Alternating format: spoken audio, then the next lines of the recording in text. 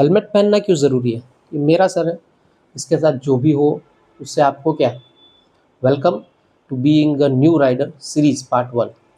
देखिए, अगर आप कहीं गिरते हैं और आपके हेड इंजरी होती है तो वो जानलेवा हो सकती है। तो फिर मैंने नई बाइक ली है, उसके साथ एक हाफ फेस हेलमेट तो आया ही है, उससे पहन के मैं बाइक चलाऊँगा। चलेगा? नहीं। अगर आपने अच्छी सी बाइक खरीदी है तो उसके साथ एक अच्छा सा हेलमेट भी खरीदने का बजट रखिए, क्योंकि अगर आप गिरते हैं तो हाफ फेस हेलमेट में आपका 35% ऑफ फेस बीन कवर, और गिरने पर सबसे ज़्यादा चोट चिन पे भी लग सकती है। तो एक अच्छा सा हेलमेट लेने का भी बजट रखिए।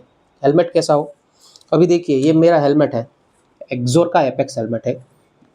इस पे ISI अप्रूव्ड है, DOT अप्रूव्ड है, और अगर आप देख पाए इधर तो EC 22.06 भी अप्रूव्ड है।